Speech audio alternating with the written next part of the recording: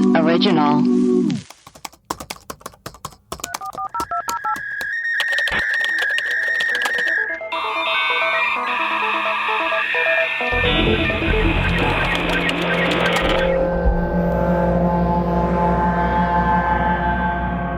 Hello and welcome to Web Crawlers, the podcast where we do a deep dive into some of our favorite mysteries. Each week, we will introduce our topic, lay out our research and findings, reveal some conspiracy theories, and conclude with our own hypothesis. I am Allie Siegel. I am Melissa Stettin. And I'm checking my GarageBand, and I, producer Maria. Perfect. Welcome. Melissa, who are our patrons for today?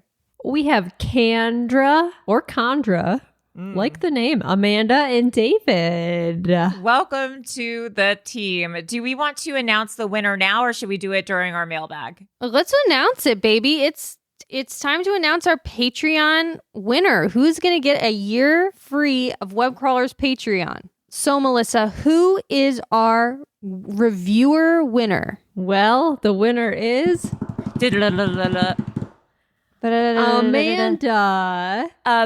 name Stupid Loser 17. I mean, just for that, she's the winner. You're not a loser. You're a winner, Amanda. You are a literal winner. Mm-hmm. We have your Instagram. We'll contact you and we'll set it all up. We'll set up your free year of Patreon. Congratulations. Her review is wacky, wild, and wonderful. A++ podcast, 5 stars. Yes, please. Never did I think I would find a podcast that checks all my boxes at the same time. True crime, conspiracy theories, cults, scandals, food, sisterhood banter, fart jokes, sick and twisted yet intellectual commentary, and Real Housewives drama. Dead giveaway. I seriously cannot get enough. I wipe my eyes with tears of laughter and joy every single episode. Keep it coming, sisters. P.S. I've never been to Red Lobster. Well, this is your year. Yeah, this Everything's 2022 coming is up, your year. Amanda. Yes, so thank you, Amanda. You are our patron, and thank you to our Patreon angel for that donation. Yes, and thank you. And you guys, we're at 1,001 reviews. Woo! We did it. Time to quit the podcast. Yeah, we're done quitting. now. This is Just our last. kidding. Just kidding. This is our last episode. We're done now. So thank you, guys. I am so excited for our episode today. We're very lucky. Vice gave us some pre-screeners of their new docuseries, Small Town Secrets. It is an amazing docuseries, and on this episode, we get to interview one of the documentarians. Yes. Who is an incredible woman. This episode is about Denise Pflum. She was a young woman who vanished under very suspicious and unknown circumstances on March 28, 1986 in Connersville, Indiana. Now, on July 9th, 2020, her ex-boyfriend was charged with voluntary manslaughter in her case, but he died before facing trial. Classic. Yes, men. Of a terminal illness.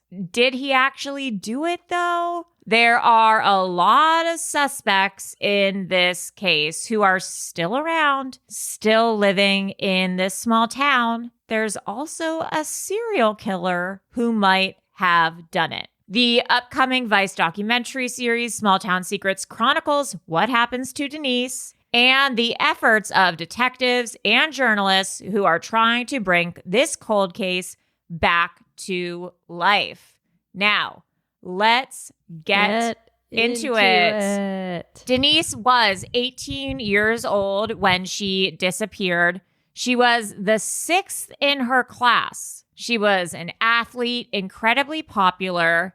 Just like me. She was a classic Melissa type. I identify with her. Even though later in the documentary, her ex-boyfriend Sean is interviewed and says, oh, Denise didn't really have a lot of friends. She was kind of weird girl. I don't trust him. Absolutely not the case based on what everyone else says. She was involved in basketball, softball, track, volleyball.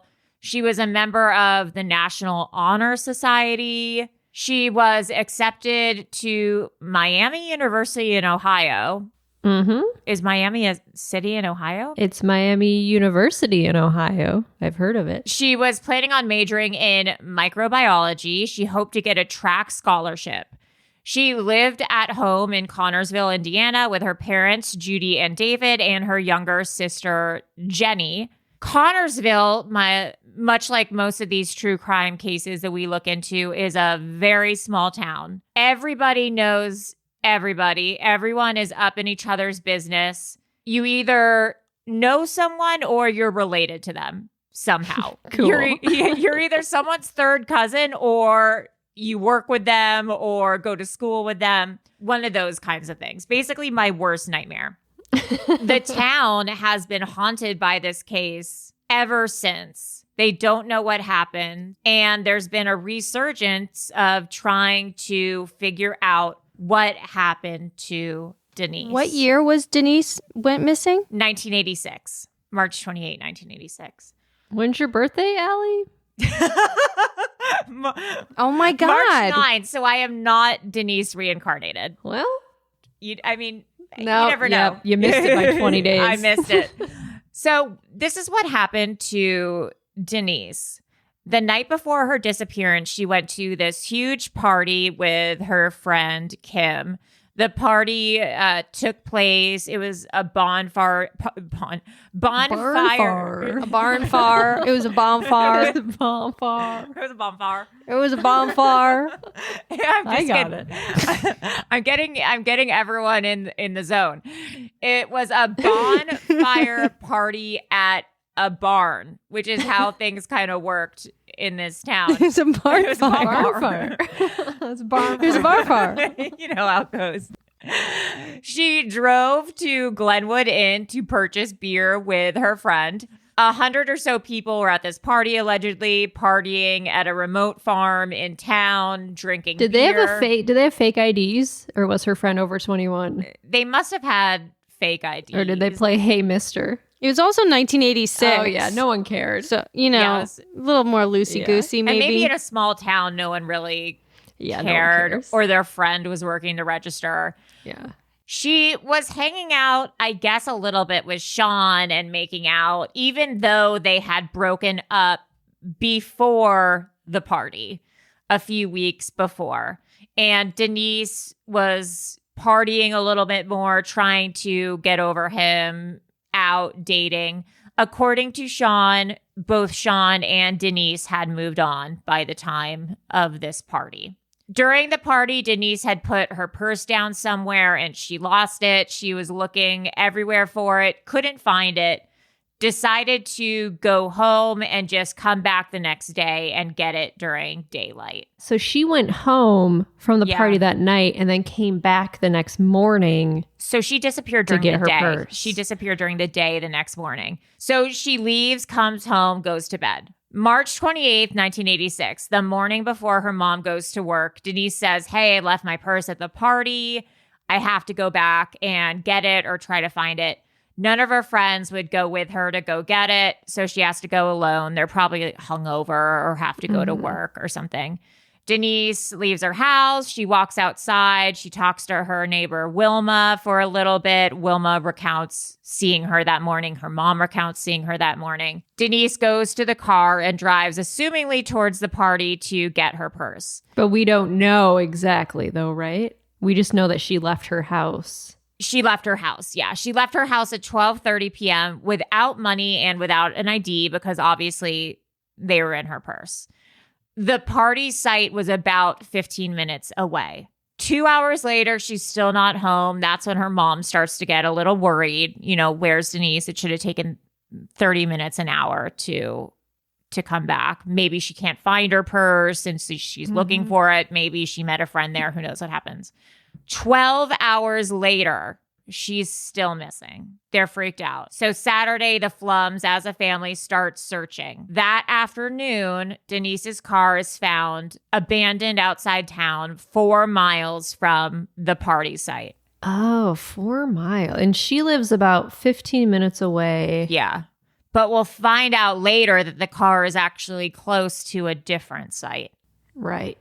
At first, no foul play is suspected. They think maybe Denise ran away. Maybe she was trying to start a new life. Maybe she went through this breakup with Sean and was just over it. However, that was not indicative of her personality. She was a student. She had tons of places she needed to be. I mean, volleyball practice, soccer, whatever. She was going to go to college to become a scientist. That's not the type of person who just abandons her car and leaves town. This doofus Ted McQuinley is the lead detective when Denise goes missing. This guy. Ted is her dad's cousin, who's a family member. If I'm correct, he also has a hook for an arm, which is doesn't make him any less of a detective. It's just an interesting plot point that he has a hook arm. McQuinley's detective style is unconventional, to say the least. He uses psychics to try to determine where she could be. Ted. He doesn't pull Denise's phone records. He doesn't go through her room. He doesn't take any notes when he interviews anyone or gets information. He said, he pointed to his head. He's like, it's all up here. Yeah, it's just all. Oh no, you don't want, when a waiter does that, I get upset, you know? Yeah. I wouldn't want the detective doing it. No, absolutely not. You don't want anyone just storing info in their noggin. No. No, you don't trust anyone's brain. So he keeps all the notes in his head. He also doesn't follow up on a ton of leads. He doesn't interview people. Also, there's a woman who later comes and calls in and says, I heard blood-curdling screams the night that Denise disappeared, and Ted just does not follow up. Ted. It's unclear how hard he's actually investigating this case. Additionally, when he's interviewed on the dock 30 years later, he has no memories of really what he did or what happened. Yeah, they ask him, like, do you remember interviewing this person? And he's like, yeah, I assume I did. Yeah, like, no, if he was guilty, I probably would have looked into it more. I would have looked into it, I know. Which is not helpful when a case is being reopened or re-looked into. No. If you have no memory of what happened and no documentation or no paper trail, you essentially have to start from square one. Yeah. Which is what's happening in this documentary. So this detective, Stacey Reese, has made it her mission to find out what happened to Denise. And this is what the documentary is about. She was only 3 years old when Denise vanished, and they grew up in the same town. Her mother babysat Denise and Jenny, Denise's sister, when they were children. Her father was a volunteer firefighter and assisted in the search parties after Denise disappeared. Today, Stacey is a police detective in Vincennes County, but she volunteers her services to help the Pflum family and has become their spokesperson. She's also, I believe, an advocate for women, both in like domestic violence and who have disappeared, which is, I think, how she found the case of Denise. Amazing. Yeah. She also runs the Justice for Denise Pflum Facebook page and community where people post tips and memorials, etc. Wow. So with the resurgence of interest from Stacey, Fayette County Sheriff Joe Laughlin, who was just 7 years old when Denise disappeared. So like all these people just stay in the community. So they grew up with this disappearance and now are cops and stuff. Yeah. He eventually took on the case along with Detective Chad Blaze. I never really trusted Chad, but I'll give him benefit of the doubt. Yeah, Chad's a little sus. Yeah, I don't trust the Chad, but I'll do it. They've taken the case and reopened it and are looking into it. Now, there are three to four main suspects. The first one is the ex-boyfriend, Sean M. McClung. When they dated, Sean was possessive, domineering, at times not nice. According to letters that Denise wrote her friend, Sean hung out with a real drug crowd. The friend says that Sean didn't engage in conversation and would just stand in a corner and stare at people. Was he me at a party? Yeah, which is not a sick vibe. I don't love the vibe of someone who's just a drug dude who's just staring at me. Yeah, I don't he's got love a weird it. vibe. Yeah.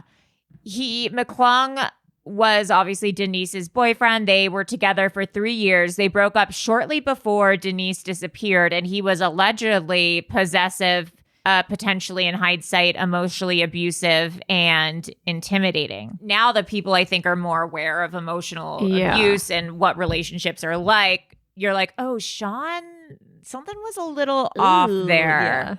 So it was not a great relationship that they were in.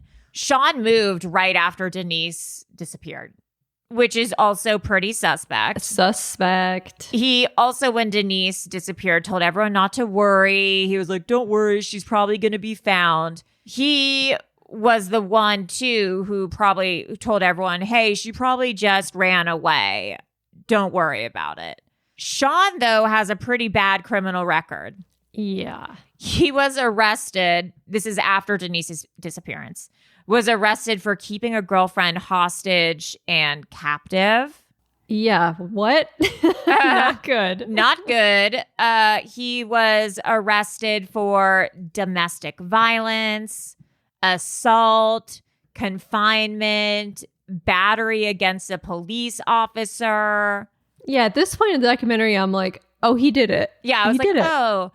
At first, I thought Detective McQuinley might have done it because I was thinking, why is he doing such a poor job in all of this? So strange. Then they introduced, honestly, every time they introduced someone new in the documentary, like, I was like, oh, they did it.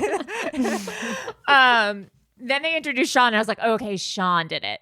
They never follow up on Sean. Ted is like, okay, Sean didn't do it. He moves away. Then he moves back to town 30 years later at the time where this documentary is being started. The new cops who are investigating the case bring Sean back in and they do a voice stress test, which I wonder if that is more or less credible than a lie detector. I feel like it would be more credible. I think so, right? too. What is it? A voice stress test? Voice stress test. They ask like the same questions as a lie detector, but they can tell in their voice, like if it's, I don't know. If you go like, no, I don't know. How high your voice is. Yeah. No, I didn't do it. I love doing this podcast. It says the preponderance of evidence indicates that polygraph is far more accurate than detecting deception than is a voice stress analysis. I mean, they're both pretty. I don't trust lie detectors. I don't trust this voice. Like, it's so hard to. Yeah. Okay. Well, anyways, according to the voice stress test, Sean is lying a lot. He also lies on the question, did you kill Denise Pflum?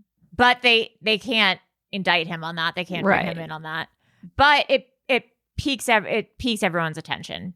Denise's mom writes a note to Sean pleading him to tell the truth. And this is 2019. She says, we already have a plot of land to bury Denise in. Please show us where her body is. Please confess. You know, this must be weighing so heavily on you. She also says, Sean, I know your mom has passed away and she was a wonderful woman. She's probably in heaven. If you want to join her in heaven, you need to confess to what you've done so that your sins that letter was intense. It was really, really intense and might be what eventually caused Sean to confess, which he does. But even after the confession, it's like, did he do it though? There's another suspect named Benny Johnson. He is a Connersville local. He graduated a few years before Denise. Since her disappearance in 1986, he's had several legal problems as well. He's been arrested, convicted of attempted battery on a cop, trespassing, resisting law enforcement, etc. A lot of rich kid shit. So Benny Johnson and the Johnson family, they're the wealthy family in Connersville. They own a lot of land, a lot of farming, etc. Benny drunkenly allegedly confessed to killing Denise to more than a dozen people. Yeah, just going around town telling people he killed her. Every time he would get drunk in the bar, he would just talk about killing Denise. He would talk about how he did it. But the story would change every time about how he did it. In the most disturbing story, he said that he beat her up and fed her to hogs. Really scary stuff. Benny was never called in for questioning. Of course not. Why would he be? Literally confessing to crimes all around town. And Ted's like, I don't know. He seems like a good guy. His mother paid for a private lie detector test. People say that his wealth in the community prevented him from being thoroughly investigated and that people were afraid of him and his family, which probably true. They probably funded the police and different stuff. Benny also had a no good cousin named Randy. No good cousin. No good cousin.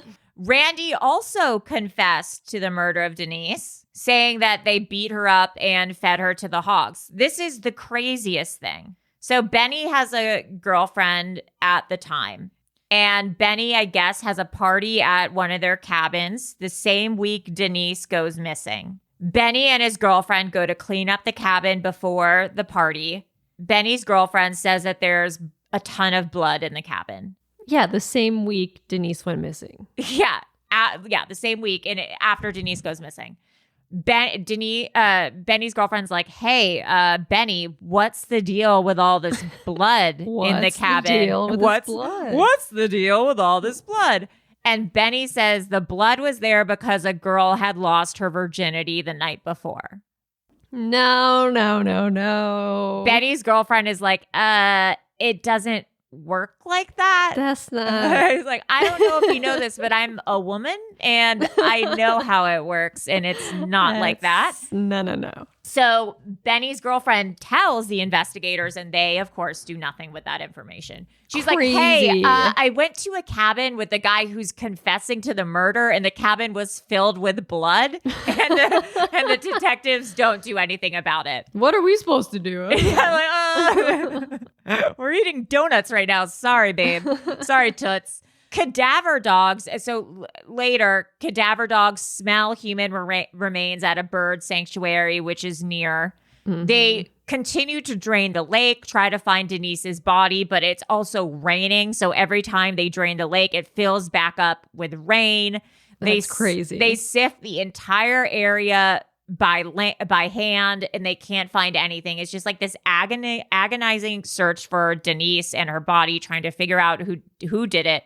And they cannot find anything. Then this woman, Vivian May, says that she heard screams the night of Denise's disappearance that sounded like a woman. She says the screams were awful, horrible, blood-curdling. It was a series of 3 screams. Vivian called the cops when she heard Denise was missing to tell about the screams. The cops never followed up.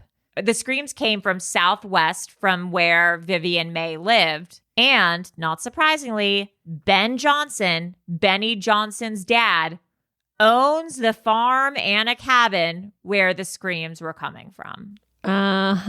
Yeah, again, this was not looked into. Crazy. Another thing that's kind of interesting at the time was there's a serial killer on the loose in the area. His name was Larry Hall, serial killer in 1986. He was in the Wabash area of Indiana. At one point, Larry made a list of all the people he had killed, and Denise was on the list. And Hall was in the area at the time, and Pflum fits Hall's victim profile. Yeah, he admitted to killing a lot of people. So at this point, everyone's admitted to killing Denise. Yeah, it's really crazy. So it's like, who's the most likely to have done it? It's crazy. Then there's a confession, though. On July 9th, 2020, as we said, Sean confesses to voluntary manslaughter, but he dies before facing trial. He was brought into questioning once this case had been kind of reopened, reinvestigated. He confesses, but then he says that he only confessed because he thought that would get him off. He was like, no, I only confessed because I thought that I would be released and then no one would ever do anything. And I thought that if I said I did it, that there wouldn't be a trial or jail time, that you'd just be like, okay, bye. Which is, what? That's not how weird. it works. Weird. He could not lead the police to where the body was. Yeah, that was weird. They were like in a car driving around. Yeah. And he's like, just I didn't think know. it's over here. Which is also like, okay, so I don't think in hindsight Sean did it. He might have been a bad dude. I don't think either. I don't think he was a murderer. He might have. I think it was that letter that Denise's mom sent him. Yeah. And like just being in the questioning, the police were like, just tell us you did it. It'll be fine. And he was just like, okay, fine. I'll tell you. Exactly. Let's take a quick break for announcements. Webcrawlers has a Patreon to get access to rewards, bonus episodes, shout outs, discounts, video episodes, ad-free episodes. Please go to patreon.com/webcrawlers. Or if you just want to donate to your favorite or least favorite podcast, you can donate as little as $2 a month to become one of our patrons. Also, please rate and review us on Apple Podcasts. We always read your 5-star reviews on our mailbag episodes. Also, guys, please, please, please, please, please call us and leave voicemails. This is crazy, but we are caught up. It took, what, 2 years?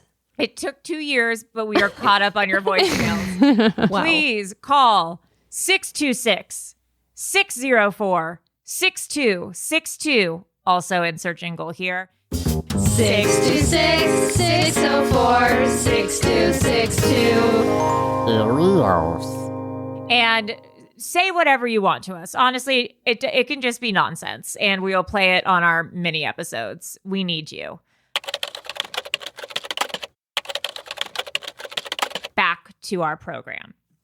Today, we are so lucky. We have Gianna Toboni, who is one of the lead investigators and co-directors of Small Town Secrets, the disappearance of Denise Pflum. Her resume is insane and it's intimidating to say the least. She is a multi-award winning filmmaker with more than 40 films that have aired on HBO, Showtime, Hulu, and Vice.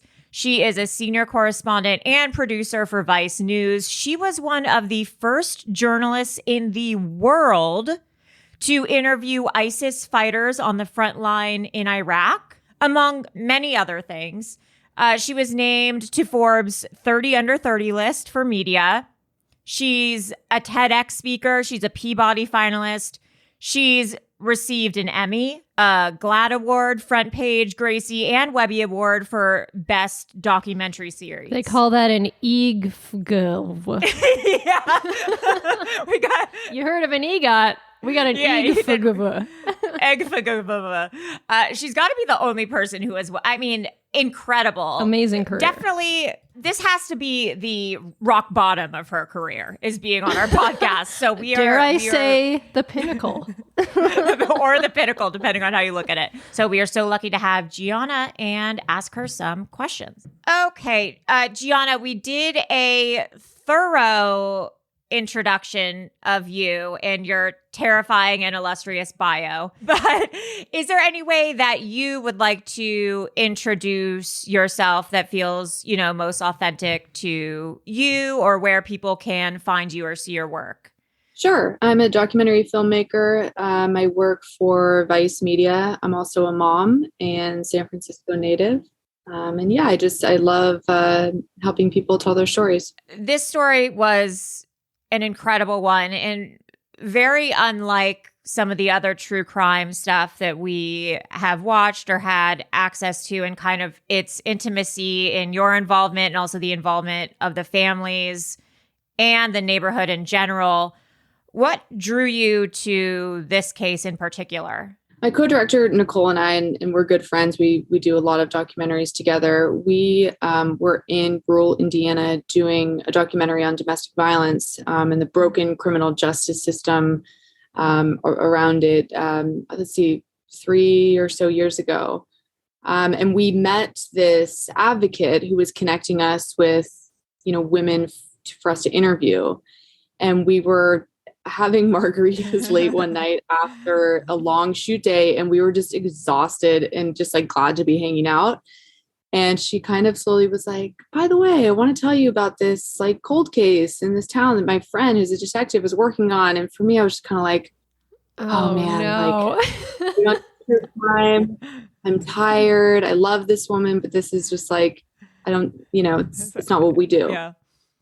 Fast forward an hour, we're like sitting in the detective's living room, going through all this evidence, like stayed there late into the night, because we were just sort of like mesmerized by everything that this independent detective, who is Detective Stacey Reese, had compiled, and the hundreds of interviews she had done and all this stuff she had uncovered. And mostly that there were 3 persons of interest who still lived in the town, 2 of whom had allegedly confessed to being involved in Denise's disappearance, and one of whom, Denise's ex-boyfriend, who had this long history of domestic violence and still lived in the town 30 something years later. And we were sort of like, how is this possible? We're not true crime filmmakers, but we are investigative journalists. And we thought, we do so many stories about women's rights and, stories involving abuse and triumphs. And we just thought this could be something that we could just apply our experience to and try to find a home for it. And so we didn't know if anyone would pick it up. We didn't know, if we would get funding to go back there, but we just kind of looked at each other and we're like, we got to do this. Well, it's so interesting. I've had domestic violence in my past, and just what people don't know or realize about domestic violence, and even especially during quarantine and COVID, how much those percentages went up because people were stuck in their homes together, and how much domestic violence affects every aspect of life, whether it's like immigration, gun control. I mean, it infiltrates everything that we do. And, obviously it got into this other aspect of this true crime case. Speaking of Stacey Reese, I'm curious as to how you think like these independent detectives who take on cold cases, or even internet sleuths, are changing the nature of, crime investigation, either for good or for bad, or maybe both. So I'm sure they're a real pain in the ass for sheriff's. Yeah.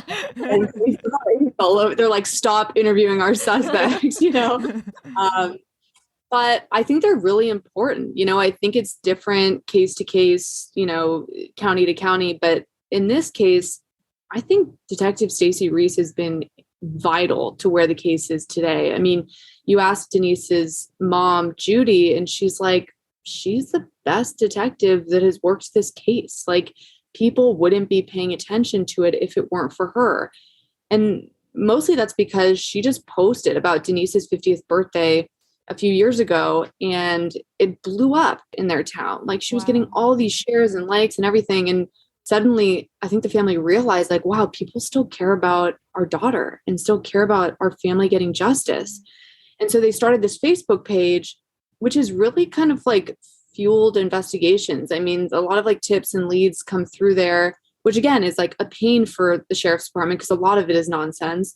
But they've come forward with some pretty important information. So I would say it varies case to case, but in Detective Reese's, I would say in her example, she's a very good detective, and she's been incredibly dedicated to this case. And as she says, she's not giving up. She'll be 90 years old still working this case if it's not closed. Yeah. And to counter that, the incredible work that she's doing, no disrespect to Detective McQuinley, but how does Stacey Reese's work now kind of counter the work that was done in 1986 and in the original investigation? So Detective Reese and the sheriff's department and police department in Connersville, I mean, it's an uphill battle because the original investigation was, I mean, as we say in the film, this original detective, McQuinley, was in way over his head. Yeah. It's like he did not have the training. He was in no way equipped to properly investigate this case. And if you don't, as you guys know, do like very important and in some cases obvious work in those first 48 hours, like you're kind of screwed, And so I think that's a big part of the reason that this case isn't closed and why their work today is as hard as it is. Broad question, but what do you think happened to Denise from your being in, the town and talking to people in your work with Stacey? As you guys know from watching the series, there's a confession, there are interrogations of these persons of interest. We approach all three of the persons of interest.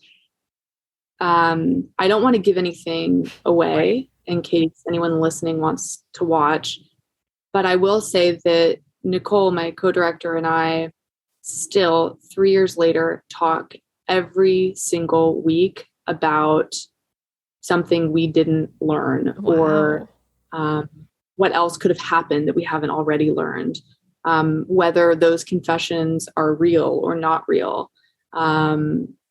So I would say that I have some theories, and I think that we have a pretty good idea. But I'm going to hold back just because I'm going to blow it if I give. Totally fair.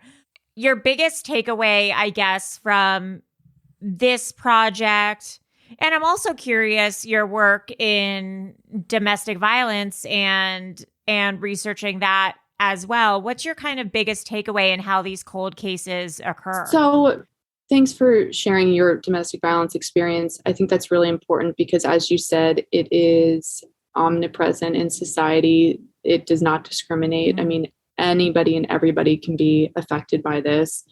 One of the big misconceptions is that domestic violence is just physical. Mm-hmm. And most cases of domestic violence also include emotional abuse, financial abuse, and those are very real things that can cause trauma.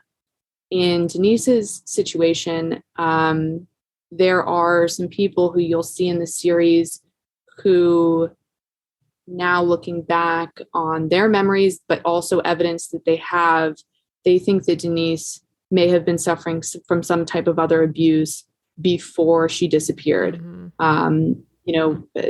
I think her partner may have been possessive. I think she could have been experiencing emotional, maybe even physical abuse. A lot of us may normalize that or justify it in our heads as, well, I shouldn't have done that, and that's why he reacted that way.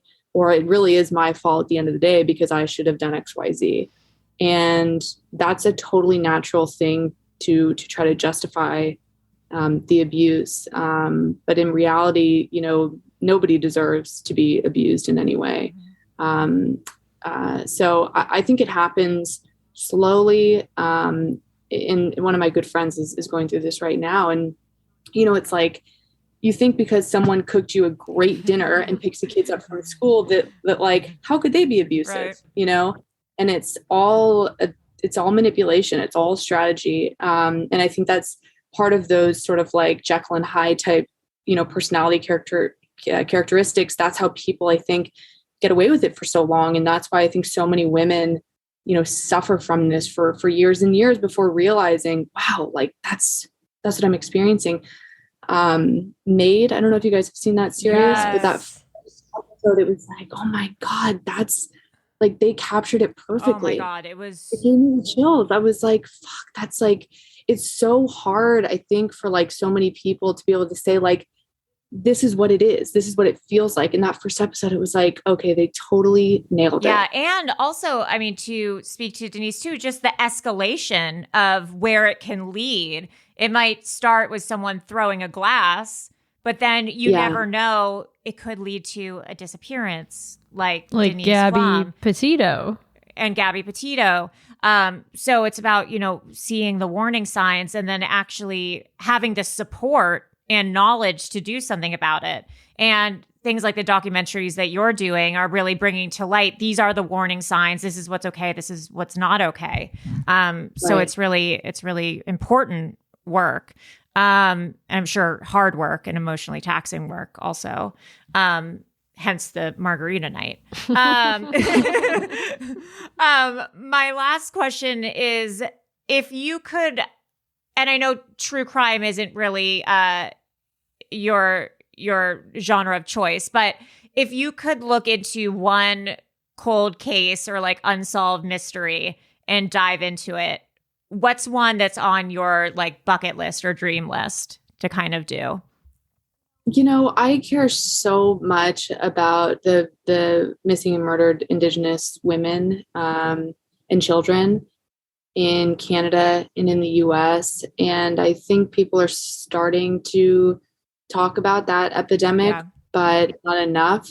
And I would love to empower Indigenous filmmakers to cover it, to spread awareness about it, or to take the project on myself. But that's just such a disgusting epidemic that has just gone on forever. And it's just,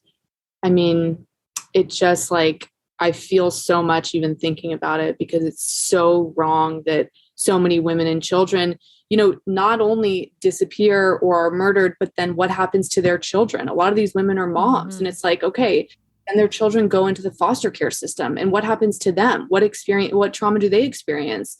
And then do they end up exactly where their moms ended up? It's just so backwards. And I just hate that there isn't a greater effort by both governments to remedy that situation. It looks like doing a better job than the US, but I'm not sure it's enough. So I hope to have an opportunity to help that community in some way in the future. Yeah, absolutely. And I think we also talked about that because we had talked about the Gabby Petito case, where there is this discrepancy of who gets coverage when they go missing or there's a crime against them and who doesn't. And it's, the disenfranchised and, the Indigenous communities who often don't get that same coverage or attention from, the public or the police or the government. So that's really important. Yeah. I worked at a news network before Vice, and I remember pitching kidnapping stories of missing kids. And I just felt like anytime it was a child of color, it would just not get picked up, which is no surprise to anyone. Like, when's the last time you saw, right? It's like a morning show cover the story of like a Black child going missing. Yeah. But if the child is blonde hair, blue eyes, Elizabeth Smart, it's like every single morning, like before 7:30, yes. The most prime time morning show television minutes, we'll go to those cases. And it's like, what is wrong with us that we discriminate in that way? And also, I hope that's changing. And also it's a matter of what we click on too. It's, what we're pitching, but also what we're reading. I remember similarly, I used to write, I was writing for a publication, and I had pitched something about the correlation between gun violence and domestic abuse. And they were like, well, let's shelve that for now. But then first, let's do an article on like 10 things you can text your crush if he hasn't texted you back. And I was like, I have to quit. I'm sorry. Like, here's my 2 weeks notice. Yeah. So I was like, I'm glad I have health insurance here, but I like care about the other things more. So thank you for all the work that you do. And we're so excited for everyone to see this documentary. We'll drop this after it airs. I think we'll try to, so that people can watch the documentary first.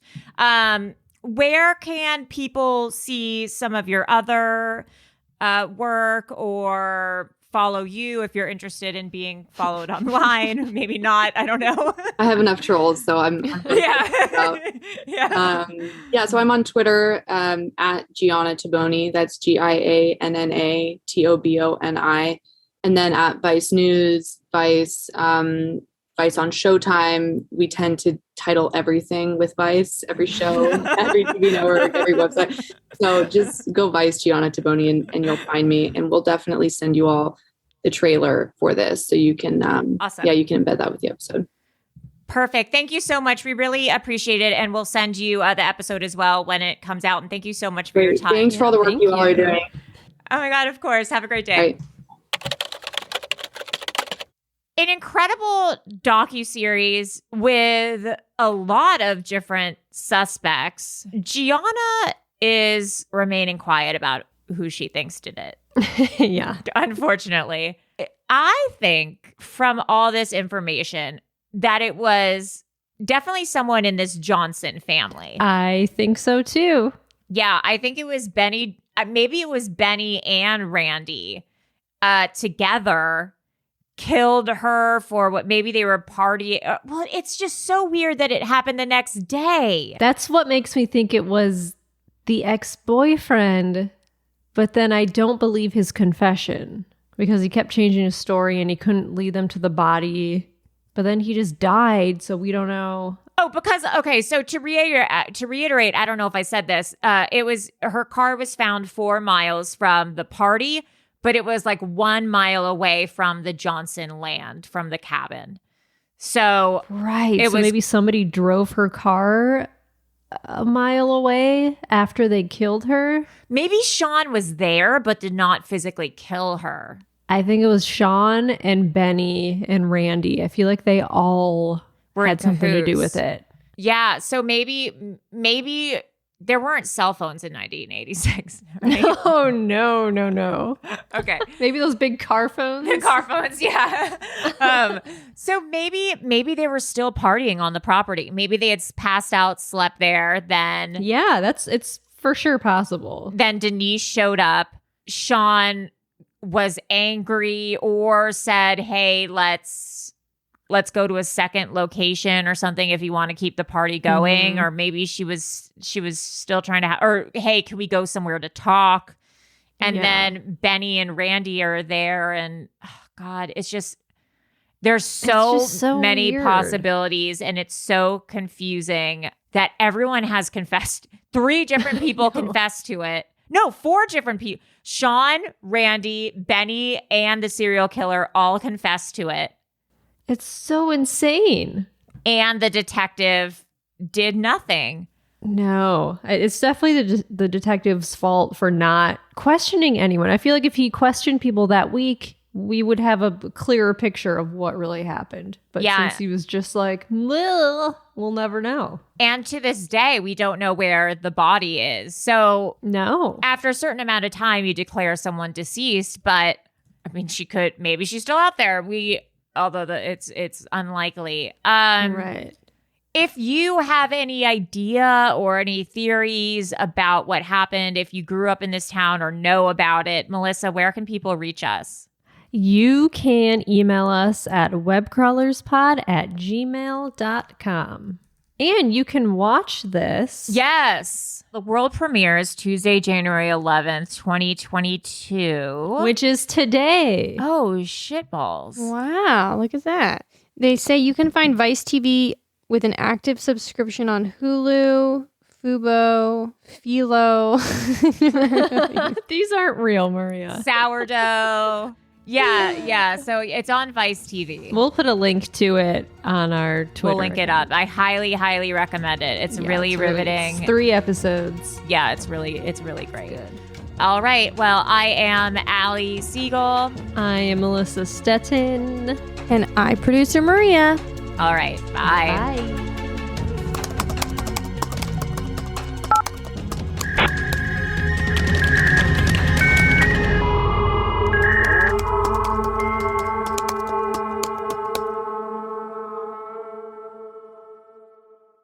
An Erios original.